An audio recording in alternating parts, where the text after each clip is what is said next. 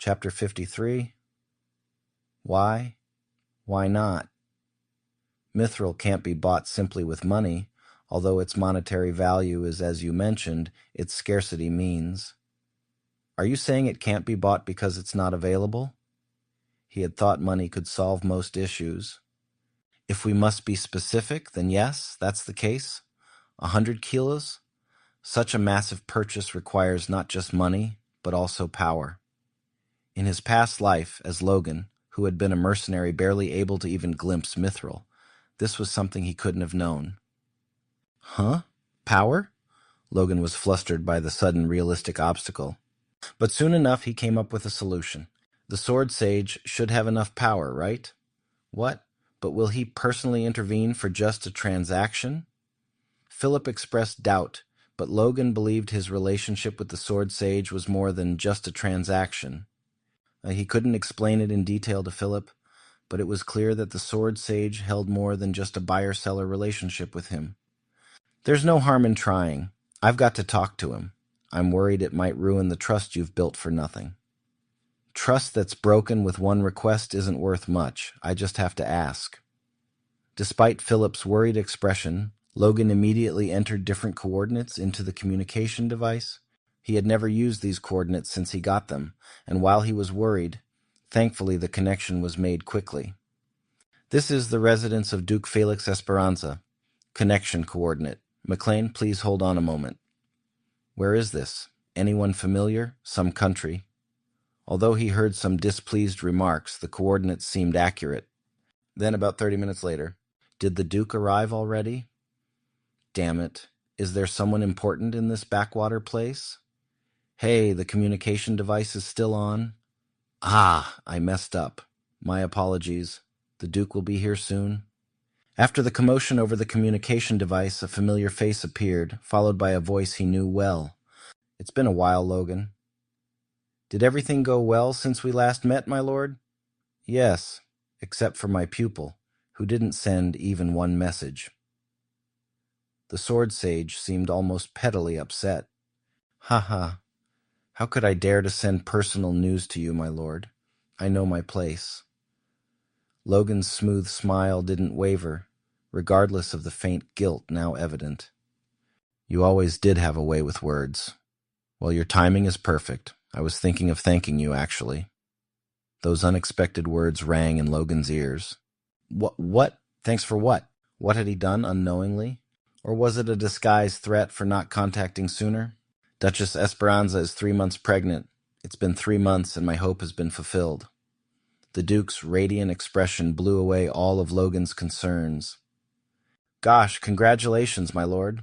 Yes, thank you. It's all thanks to you. How could it be thanks to me, my lord? Surely it was your own effort. Logan nearly blurted out too much and just barely held his tongue in time. Ahem, surely? It's a blessing from above.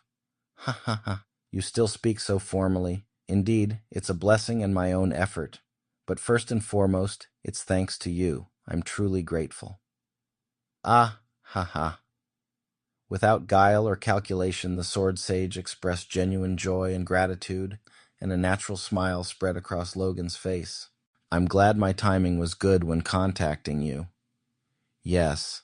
If you hadn't, I would have come rushing over to see if you mastered the overbearing sword technique and whether you're ready for the next lessons. Ha ha. Even the thought is an honor. Cough! What did you just say? Why, do you object? Should I just forget about it? No, not at all. If that's the case, I'd be grateful. Logan quickly declined, startled by the unexpected offer. That's the spirit. Once the child is born, visit the capital again. My wife also wants to extend her personal gratitude. I'll throw a lavish party for you. Ha ha, there's really no need for a party. Your words are more than enough. Then should I not bother teaching you any more? Logan's refusal promptly disappeared at that remark. What party? What's the dress code? I'll follow whatever you wish, as long as it's not a skirt. Ha ha ha ha, right, that's more like you. What is this like me you speak of? Say. It's not bad news, but it's complicating at this moment. He unintentionally connected on a trivial matter, only to be caught up in an important event. Ah, my lord, before we speak of the party, might I inquire about acquiring some mithril? Logan almost forgot his essential reason for calling, swept up by the Duke's sudden announcement. Mithril, you're rich enough. Just buy it. Well, I need about 100 kilo. 100 kilo, not 100 grams. Yes, that's why I'm contacting you. So you need power. Thankfully, the sword sage understood his request immediately. You've made so much money? That medicine must have indeed been something. Although there was a slight misunderstanding, Logan did not feel the need to correct it and just brushed it off with a laugh. All right, I assume you have money. What do you need all that mithril for? I want to provide mithril alloy armor for the knights who have worked hard. For regular knights? Mithril armor? Yes. Ha. I underestimated your generosity. Excuse me? Well then, I like it. You're worth investing in. Logan was perplexed by his growing misunderstanding. I'll step in. Only need to help your subordinate in the capital? As the awaited words fell, Logan instinctively bowed deeply. Thank you, my lord.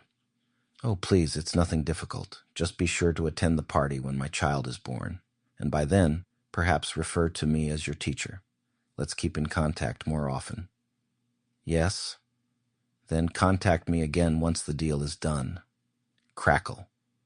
As the communication ended with the Duke looking slightly embarrassed, Logan was left with a dumbfounded expression. It was only after a while that he clenched his fists and turned around, and then, whoa. In a space where no one could hear him, he let out a cry of joy. To be the disciple of the sword sage? Good. He had merely planned to make a small request based on a past connection, but he found himself holding a golden lifeline. Unable to hide his elation, Logan's heart soared. Once Hammer finishes with the crossbow and the town's affairs, I'll have to hand over the mithril to him. He nearly rushed to meet Hammer in his excitement, but eventually restrained himself. Let's honor his holiday. He remembered the greater efficiency when Hammer returned from a brief rest last time. Not all people could run continuously like himself. Hence, he decided to simply keep the future task in mind. How benevolent an employer I am. Logan felt a sense of pride, having grown a step further. Of course, he was unaware of the nightmare that woke the sleeping dwarf and that salt was being spread and spit on outside the lodging. To re-enlist as a soldier, you say? There was reason for Kai's skepticism. At a time when the contract period for Logan's mercenaries, hired in preparation for the war with Teslan, was coming to an end, the employer proposed something unusual. Yes? I'll appoint you as an exclusive training instructor with a knight's treatment. Any other who desires will be hired as regular soldiers. The others were merely C-rank mercenaries. Considering this, the offer was extraordinary, which made it even more. These men won't accept it. Their monthly wages will be slashed. But it's steady work. I wonder, since it's different from a long-term contract, surely some desire the independence of a mercenary life. You too? I'd be content. Being treated like a knight and instructing seems to suit me. Besides, I wish to witness the growth of this family. At that response, Logan's smile broadened. And you're not eyeing potential spoils afterward? Well, maybe a little. That's fine. As long as I can secure you, I can handle the others with a 2-year contract or so. And if anyone refuses, they refuse. You know why? Indeed. The reason was singular, the repeating crossbow. The design would eventually spread, but not yet. Though some wanted to end their contract within a year, Logan had no intention of letting them go. Even if there are interested parties already, like the Wolves, they'll be doubtful after just one battle. However, once the Civil War begins and the McLaine family achieves another success, the situation will change completely. Spies may infiltrate, theft or losses in battle may occur. Not everything can be prevented. At the latest, the crossbow would inevitably become widespread by the end of next year. Therefore, the intent was to strictly control it until then. There will be backlash. Suppress it. That should be possible for you, but still, Should they still wish to leave after that time, I have no objection. Really? Yes.